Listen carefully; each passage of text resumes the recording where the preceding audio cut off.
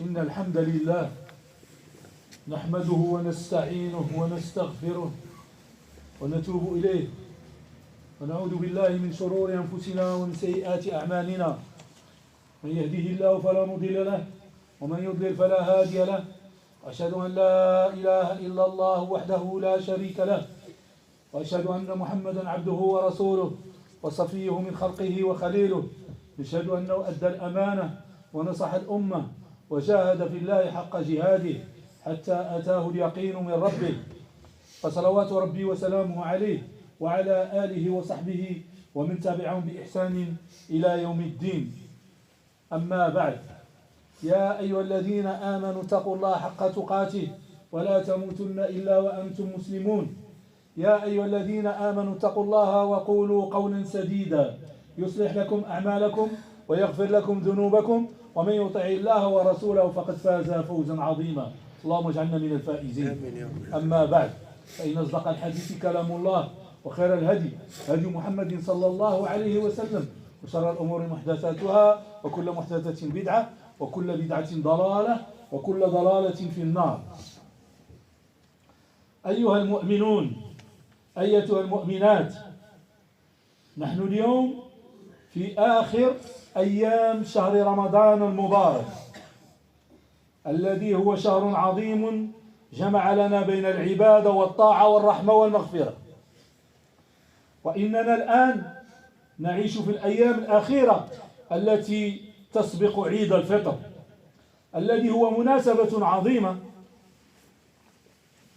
تفرح فيها القلوب بعد أن أتممنا عبادة الصيام والقيام. إن عيد الفطر هو من أعظم الأعياد التي يفرح بها المسلمون، وهو اليوم الذي يفرح فيه المسلمون بعد شهر من العبادة والطاعة، وهو فرصة للاحتفال بنعمة الله عز وجل وإظهار الفرح والسرور. واليوم إن شاء الله في هذه الخطبة المباركة سنتحدث عن كيفية الاستعداد لهذا اليوم المبارك. كنا قد تكلمنا قبل دخول رمضان كيف نستعد لرمضان، واليوم وبفضل من الله سبحانه وتعالى سنتكلم كيف نستعد للعيد. حتى العيد عنده استعدادات. فإن أول خطوة في استعدادنا لعيد الفطر هي شكر الله سبحانه وتعالى. أول استعداد هو تشكر الله سبحانه وتعالى عز وجل على أن من علينا ببلوغ هذا اليوم. فكم من مسلم حرم من صيام رمضان هذا العام. شحال واحد ما صامش رمضان بسبب المرض أو غير ذلك. لذلك يجب أن نشكر الله على هذه النعمة العظيمة التي من بها علينا، وأن نرفع أيدينا بالدعاء لله تعالى أن يتقبل منا ما مضى من عبادات، وأن يبارك لنا فيما تبقى من شهر رمضان. فقبل أن نحتفل بعيد الفطر يجب أن نكون قد أتممنا ما فرضه الله علينا من عبادات وطاعات خلال شهر رمضان المبارك. لا بد من نكملوا هذه العبادات. احنا نتكلم مثلا عن ليلة القدر. ليلة القدر ربما تكون غدا تكون ليلة القدر ربما، لأن قلنا في هذا المنظر أن تكون في 21 23 25 27 29 في رمضان.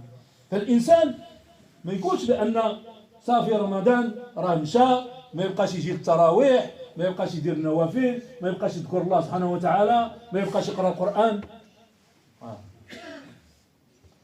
فلا بد أن نستعد روحيا لهذا العيد، بأن نذكر أنفسنا بأهمية الحفاظ على تقوى الله سبحانه وتعالى، وأن نكون من الشاكرين لنعمته. كما ينبغي على المسلم أن يطهر قلبه استعدادا للعيد، أن يطهر قلبه من الحقد والضغائن، وأن يتحلى بالتسامح والتعاون مع الآخرين. Chers frères, chères sœurs, on dirait qu'il y a peu de temps, on a dit sur ce même minbar comment se préparer pour le Ramadan. Subhanallah. Encore 2 jours et le Ramadan, le mois de Ramadan, il sera fini. Peut-être, mais il y a forte chance que le Eid soit dimanche, Inch'Allah. Et aujourd'hui, je vais vous préparer comment on prépare le Eid aussi. Comment on se prépare pour la fête, pour l'Eid. Parce que ça se prépare. Il y a 2-3 choses en fait à connaître. Mais il faudrait qu'on se prépare. Parce que c'est un grand événement aussi. Hein? On n'arrive pas comme ça pour aborder un grand événement. Le premier aspect de notre préparation à l'Eid est d'abord exprimer notre gratitude envers Allah. C'est la première des choses. C'est un moment pour lui dire merci pour la bénédiction du Ramadan. Pour le fait qu'il nous ait donné la force et la santé pour jeûner et adorer pendant ce mois de Ramadan. Il y a des gens qui n'ont pas pu avoir cette grâce-là, soit par la maladie, soit parce qu'ils ne sont plus de ce monde-là, soit pour diverses raisons. Mais alhamdoulilah, nous, Allah il nous a permis d'accomplir cet acte-là. Donc rien que pour ça, il faudrait exprimer cette gratitude à Allah subhanahu wa ta'ala. On est vraiment des privilégiés. C'est le cas. On est vraiment des privilégiés. Le prophète sallallahu alayhi wa sallam a dit, lorsque le Ramadan se termine, les croyants doivent être reconnaissants pour les bénédictions qu'ils ont reçues pendant ce mois.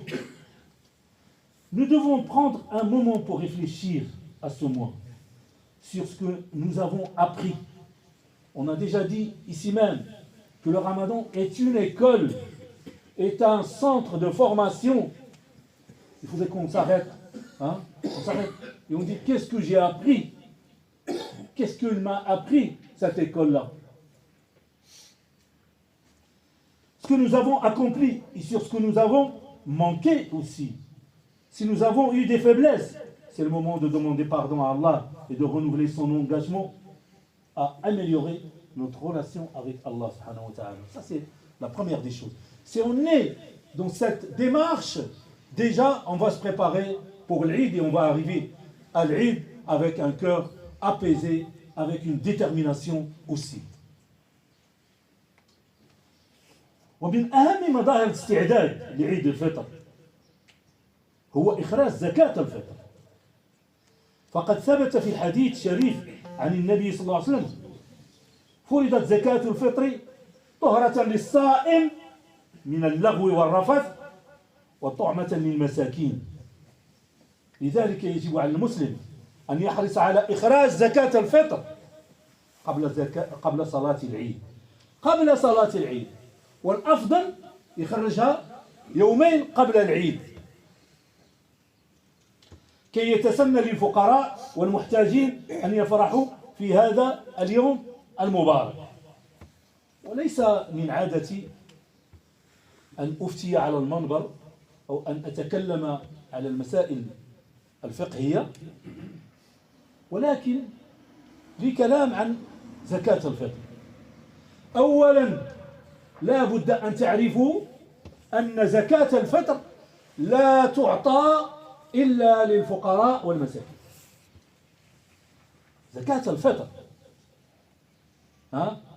بخلاف زكاة المال، الزكاة اللي كنعرفوا هذه فيها ثمانية أصناف: العاملين عليها والمؤلفة قلوبهم وابن السبيل إلى آخره. هادو ما كدوش فيهم زكاة الفطر. يلا زكاة الفطر كدوز في الفقراء والمساكين. الفقراء والمساكين. ça أولا وقبل كل شيء. ثانيا زكاة الفطر تعطى في البلد اللي انت فيه. علاش؟ كاين اللي كيقول لك انا غادي نصيفط زكاة الفطر في فلسطين. طيب نتمنى الله سبحانه وتعالى يتقبل منك. ولكن إذا صيفطنا كلنا زكاة الفطر إلى البلدان الأخرى، شكون اللي غادي يسد حاجيات المساكين اللي راهم معانا وساكنين معانا في المدينة ديالنا؟ شكون اللي غادي يعطيهم؟ إلا كلنا رسلنا زكاة الفطر إلى بلد آخر، فإخراج زكاة الفطر من الأحسن الإنسان يخرجها في البلد اللي هو كيسكن فيه، في المدينة اللي كيسكن فيها. مسألة أخرى اللي خصنا نعرفوا إخوان الكرام، وهذه مشكلتنا احنا المسلمين. مشكلتنا كيجي عيد الأضحى الناس كيبدا يقول لك أنا ما غاديش نضحي، ولادي ما كياكلوش اللحم، الزوجة ديالي ما كتاكلش اللحم، ما تعرف طيب اللحم، أنا غادي نصيفطوا البلاد ولا نصيفطوا فلسطين ولا. ها المشكلة الأولى، يجوز لا يجوز. كيقرب رمضان، فوقاش رمضان؟ 1 مارس 2 مارس 26 ابريل كنبقاو نشغلوا راسنا فوقاش يدخل رمضان. بزاف الامثله هكا كتجي كتلوث لنا الجو ديال العبادات وكتهربنا على مقاصد العبادات، ومنهم زكاة الفطر. كل عام واش نخرجها حبوب ولا نخرجها فلوس؟ كل عام عندنا مشكل حنا. أو العلماء فصلوا في هذه القضية هما. فشحال واحد كيتكلم بجهل يتكلم ويطعن في العلماء، هو مسكين ما عرف والو ويبقى يسب في العلماء. فماذا قيل عن زكاة الفطر؟ الأصل ومن السنة أنها تعطى حبوب طعام. الأصل هذا في الأصل. والحبوب سبحان الله، أنا أتكفل بتوزيع زكاة الفطر في كيتيني. يجيب لي واحد مثلا دي بواط دو كونسيرف ديال المطيشه، قول يا اخي كيفاش عبرتي انت هذا مد صاع شنو هذا؟ ولا يجيب لك الزيت، هذه من الأطعمة ولكن ماشي من التي وردت. فحتى اللي بغى يخرجها حبوب يجيبها من الأرز، القمح خص الإنسان يشوف فين غادي يطحنو، يتفادى هذا الشيء. يجيبوا من الجلمانة، يجيبوا من العدس، يجيبوا من اللوبيا، يجيبوا إنسان حتى اللي بغى يخرج زكاة الفطر حبوب يخرجها من هاد الأصناف، هاد من هاد النوع هذا. ثانيا خصو يوصلها لواحد المكان اللي توزع، ماشي تحط يجيبوها مثلا من المسجد هنايا حتى واحد ما يتكلف بزكاة الفطر وتبقى تما ما استفد منها حتى واحد، وفي الاخر كان نعطيوها غير شي واحد اللي ربما ما يستاهلهاش. هذا كلام الجمهور، المالكية والشافعية والحنابلة قالوا أن لا بد أن تخرج من الحبوب. ولكن رأي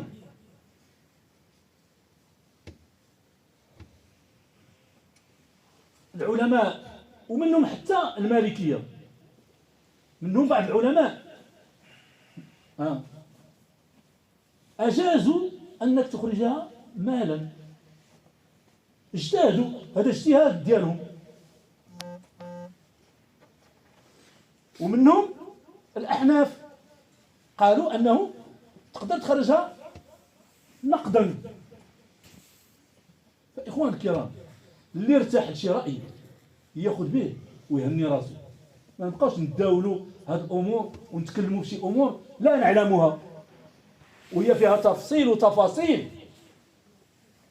يجي واحد يقول لك لا ما تخرجهاش نقدا، مصيبة هذه أخوان الكرام. أنا اللي بغيت نوصل لكم اليوم أن الإنسان اللي مقتنع يخرجها حبوب يخرجها حبوب، اللي مقتنع أنه من الأفضل يخرجها نقدا يخرجها نقدا. وسلام على المرسلين. Chers frères, chères sœurs,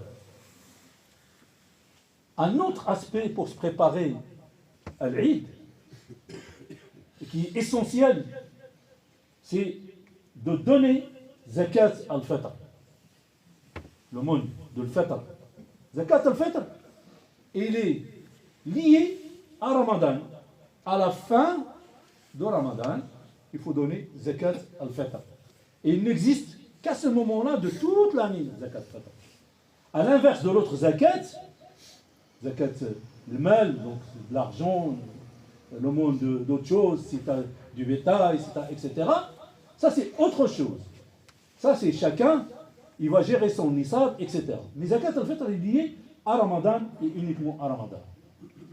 Il faut la donner absolument avant l'Eid, avant la prière de l'Eid. Sinon, elle n'est pas considérée comme une zakat. Si tu la sors après l'Eid, elle n'aura plus l'effet pourquoi elle a été instaurée. Et elle sera juste une aumône comme une autre aumône. Alors qu'il a une valeur plus importante qu'une aumône classique. Pourquoi? Parce que cette zakat al-fitr, son rôle c'est quoi?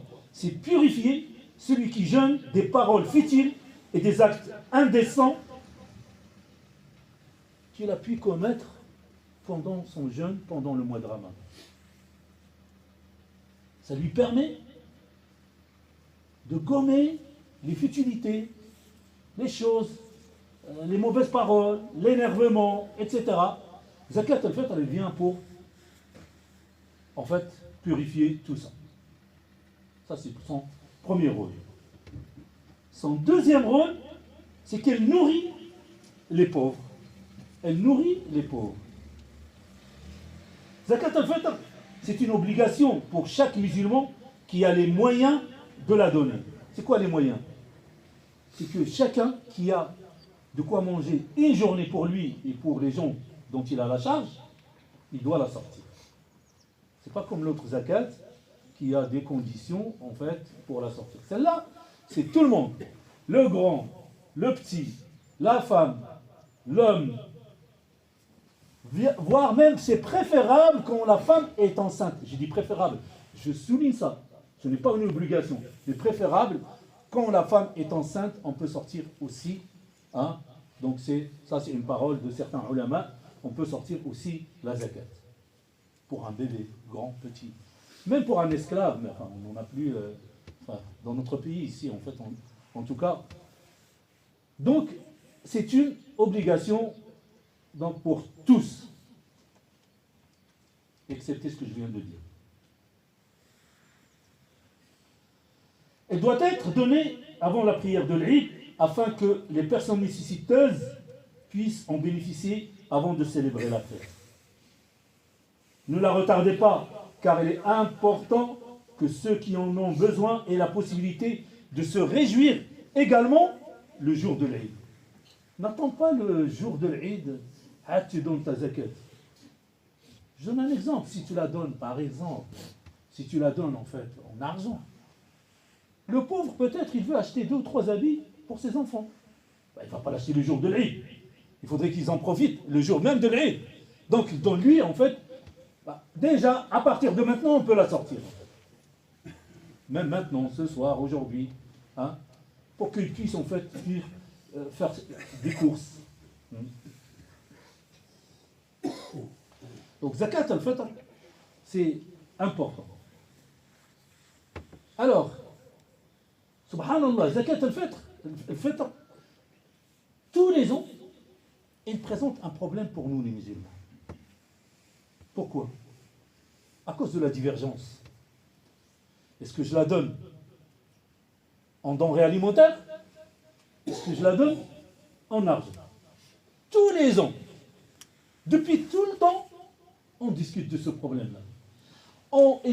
Ça préoccupe tellement notre esprit qu'on passe à côté du délice de cette adoration. On passe à côté des finalités de cette adoration. Il faudrait qu'on cesse. Alors, je n'ai pas l'habitude de parler de choses de la jurisprudence ici sur le minbar, mais je vais dire en fait 2 mots quand même concernant zakat al-fitr. À la base, on la donne en denrées alimentaires. Et là, j'ouvre une parenthèse. Subhanallah, moi je m'en occupe en fait, hein. Je la récupère à la mosquée de Kétini, je la distribue aux nécessités. Bien que, dans certains endroits, et beaucoup de mosquées en droit, ils la refusent. Enfin, chacun fait ce qu'il veut.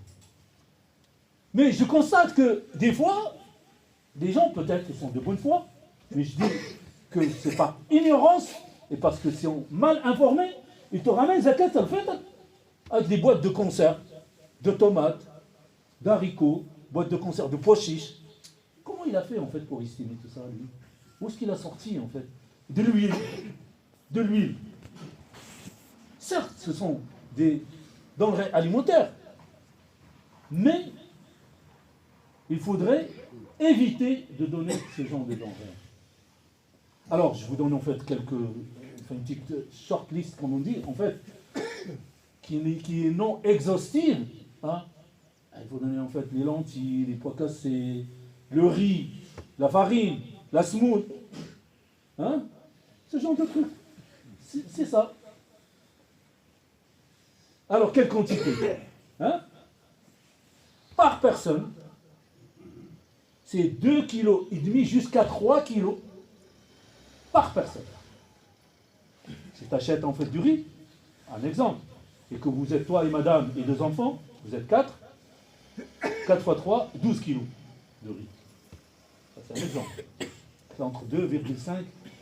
Je ne veux pas rentrer trop dans les détails en fait, parce que ça dépend. Est-ce que c'est du raisin sec, c'est un poids? Est-ce que c'est des lentilles, c'est un autre poids?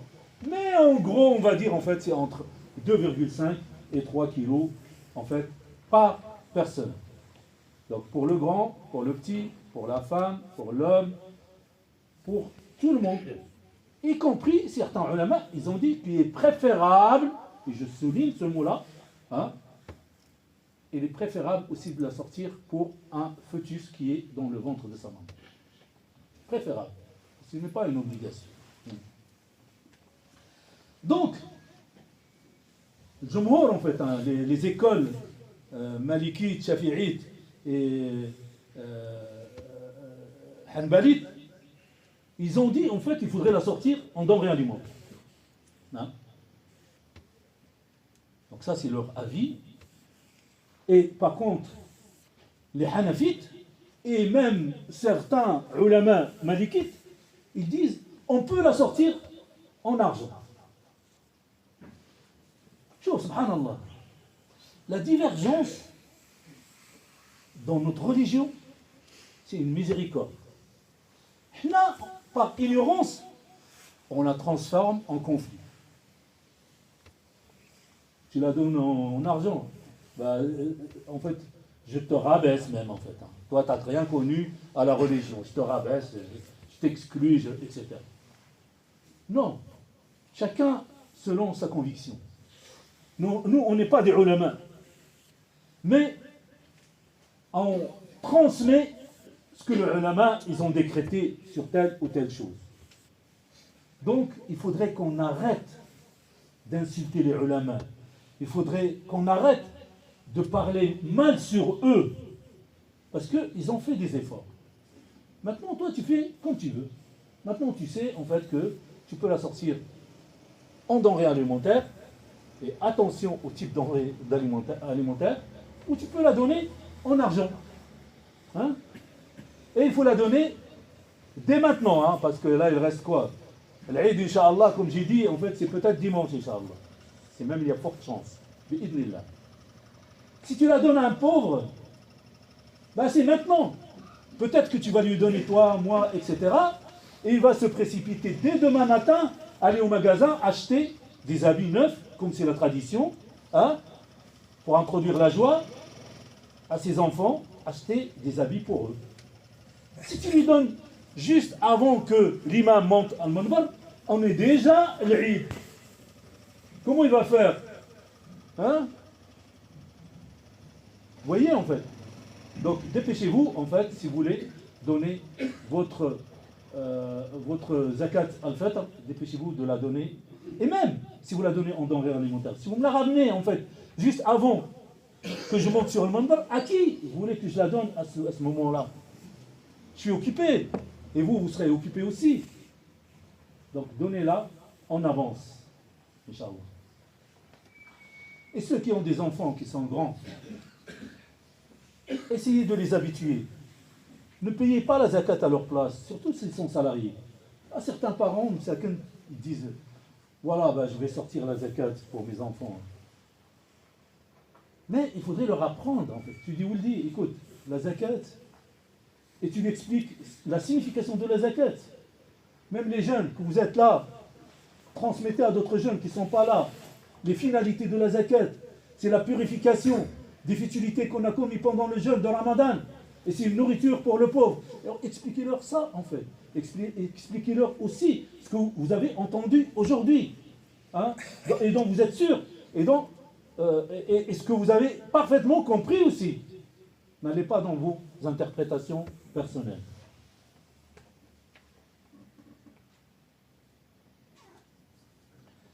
المسألة الأخرى إخوان الكرام في الاستعداد إلى لاستقبال العيد. فإحنا كنعرفوا أن يوم العيد ونقول هذا ونردده طوال السنة صلة الرحم، زيارة الجيران والأقارب، ولكن هذا الشيء كله خصو يكون مبرمج. ماشي تبقى تا نهار العيد عاد تشوف تقول خصني نمشي نشوف فلان.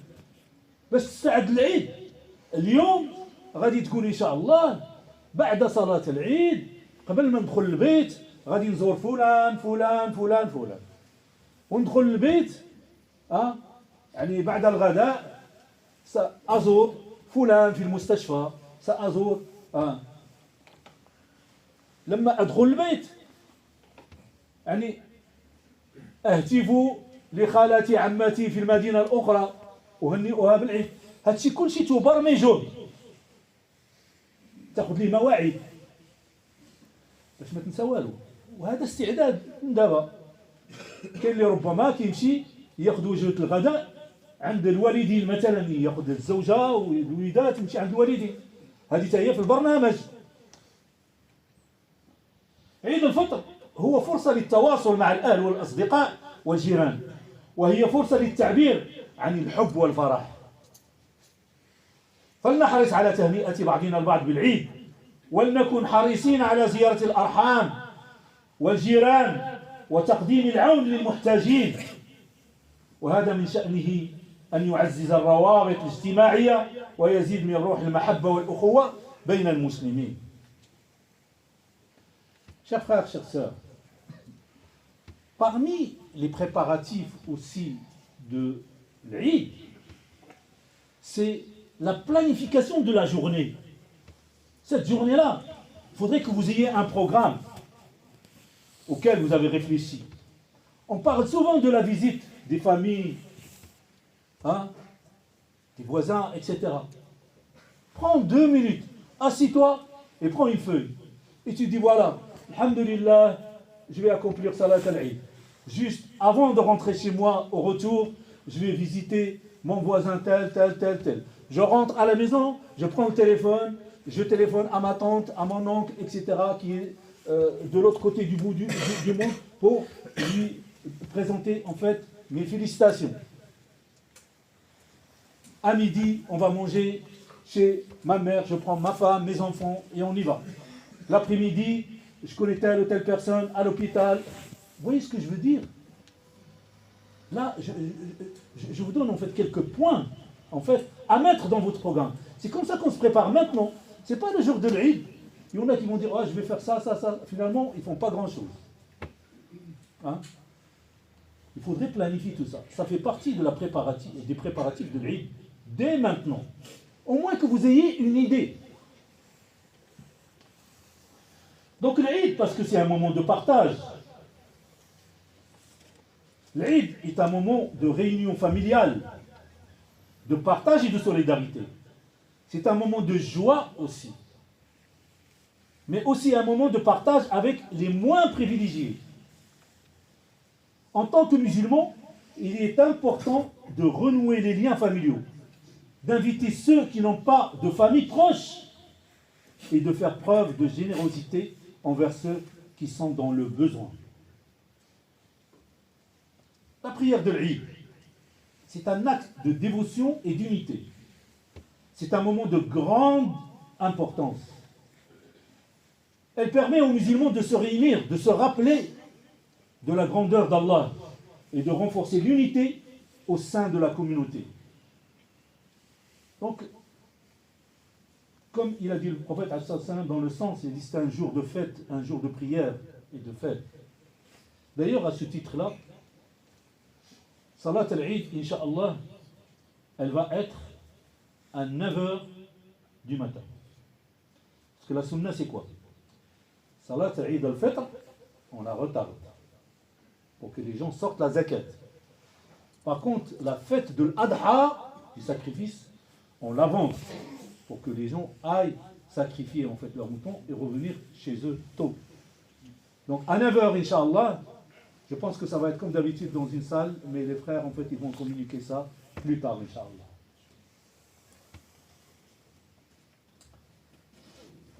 تكلمنا عن الاستعداد الروحي للعيد. الآن سأتكلم عن الاستعداد الجسدي.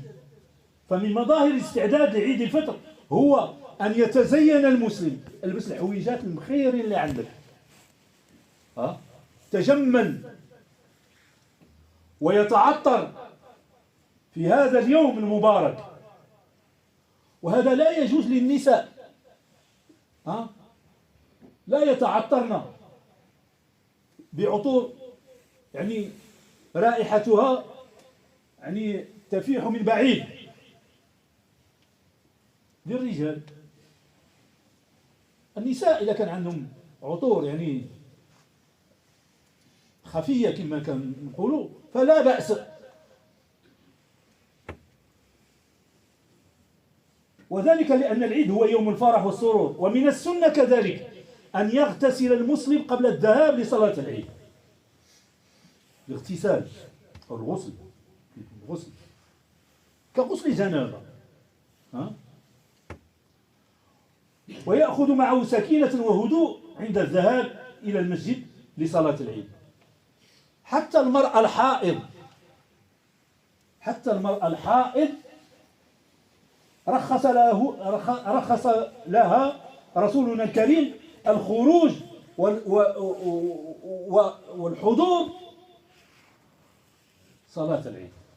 حتى المرأة اللي عندها العادة الشهرية عندها الحق تجي وتحضر صلاة. هي ما تصليش ولكن غتكون غير من المتفرجات، غير تشوف. الرسول صلى الله عليه وسلم يرخص لها هادشي. Donc, autre aspect de préparatif en fait de salat de l'Eid, avant de partir à la prière de l'Eid, il est recommandé de prendre un bain rituel. Un bain rituel, ce qu'on appelle le ghusl. De porter de beaux vêtements, sortez beaux vêtements.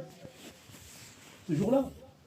C'est pour cela dans la tradition, et je pense en fait que, alhamdoulilah, ça existe encore, on achète des habits neufs pour les enfants.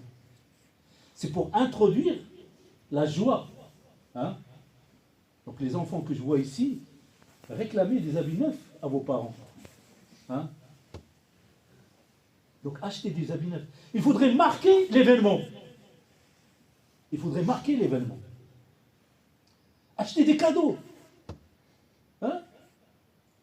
Là, on se précipite pour aller acheter des cadeaux de Noël. Ça, c'est important. Attention. Je vais commander. Nous, ils sont, en fait, dans des turbulences pour cet événement-là. Et quand il arrive l'Eid, alhamdoulilah, en fait. Moi, je ne généralise pas. Mais je vous incite, mes frères et sœurs, à acheter des cadeaux pour vos enfants. Et tu te dis, voilà, mon fils, voilà, ma fille.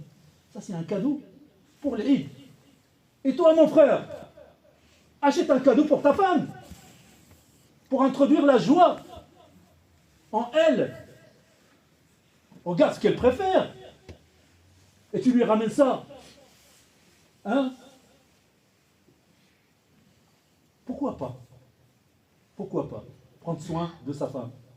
Et toi, ma sœur, si tu as les moyens, achète aussi un cadeau pour ton mari.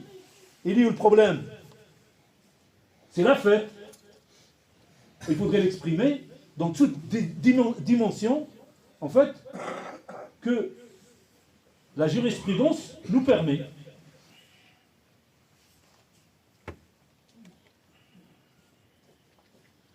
Donc, porter des habits, manger une date avant de partir, c'est une sunna, et de prononcer des paroles de gratitude envers Allah.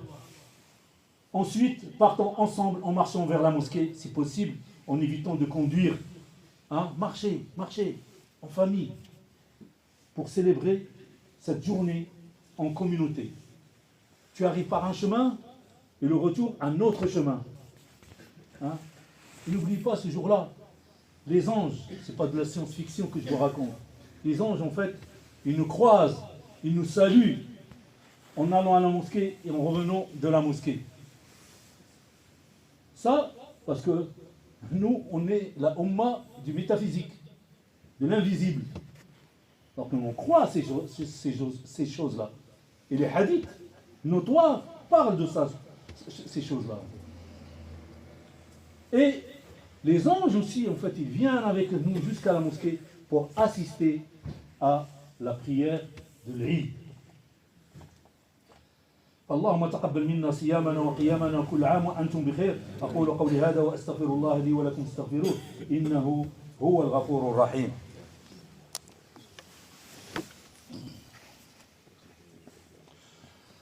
Avancez, barakallahu fikum, il y a les frères là, ils sont debout, il n'y a plus de place. Avancez d'1 mètre, tous, barakallahu fikum. Qu'Allah nous permette en fait de finir notre projet et avoir en fait la grande mosquée, Inch'Allah. Alhamdulillah, wa salatu wa salam ala rasulillah, wa ala alihi wa sahbihi wa man walah. Amma ba'd, ayyuha al-mu'minun, كما أننا نستعد لعيد الفطر بأنواع من العبادات والطاعات فلنحرص أيضا على أن يكون عيدنا مليئا بالعطف على الفقراء والمحتاجين فلا يليق بالمسلم أن يفرح في هذا اليوم بينما يعاني من حوله. لنتذكر أن العيد ليس مجرد فرح شخصي بل هو فرحة للجميع ولذلك نحث الجميع على مساعدة آخرين خاصة الفقراء والمساكين كي يكون العيد لكل الناس. L'Aïd, c'est aussi un moment où nous devons penser aux moins fortunés, aux démunis. Il est très important que notre générosité ne se limite pas à notre famille proche, mais qu'elle englobe toute la communauté. Nous devons offrir de la nourriture, de l'amour, de la bienveillance à ceux qui souffrent, et du dua aussi. Chers frères, chères sœurs, l'Aïd est un jour de joie, de célébration. Alors ce jour-là, on oublie les conflits, on oublie les prises de bec, on oublie toute discorde entre nous, dans notre couple, avec nos enfants, avec nos épouses, avec la famille. Ce jour-là, c'est un jour de pardon. Donc qu'on se prépare dès maintenant, qu'on se prépare pour pardonner, pour donner de l'amour, pour être tolérant aussi. Et commencez vous-même, n'attendez pas que ce soit les autres qui commencent. Par ego, tu dis non, moi je suis plus grand que lui, c'est lui qui doit venir me voir. Non. Le meilleur d'entre vous, c'est celui qui commence par le salam. Vous connaissez ça? Donc le meilleur parmi vous, c'est celui qui commence l'action. Le shaitan, il ne va pas vous laisser faire ça. Mais c'est aussi, ce jour-là, un moment de remerciement, de purification et de réflexion spirituelle. Profitons de cette occasion pour demander pardon à Allah, pour rendre grâce et pour nous rapprocher davantage d'Allah subhanahu wa ta'ala. Je vous encourage à donner zakat al-fitr, à faire la prière de l'Eid avec ferveur et à célébrer cette journée en unissant nos cœurs dans la fraternité et la solidarité. Enfin, l'Eid doit être un moment de renouveau spirituel. Alors que nous fêtons la fin du Ramadan, nous devons nous rappeler que notre relation avec Allah ne s'arrête pas là. Le prophète a dit, celui qui a jeûné le Ramadan, il a suivi de 6 jours de Shawwal, c'est comme s'il avait jeûné toute l'année. Et le hadith, il est dans le Muslim. L'Eid ne marque pas la fin de nos efforts religieux, mais plutôt un nouveau départ. C'est comme ça qu'il faudrait le prendre. Nous devons prendre l'engagement de maintenir de bonnes habitudes de prière aussi, de lecture, de Coran, de charité et de bonne conduite, afin que notre foi continue de grandir après le Ramadan. Enfin, nous demandons à Allah de nous accorder un Eid béni, nous accorder la paix, la santé et la prospérité, et de continuer à nous guider vers le droit chemin.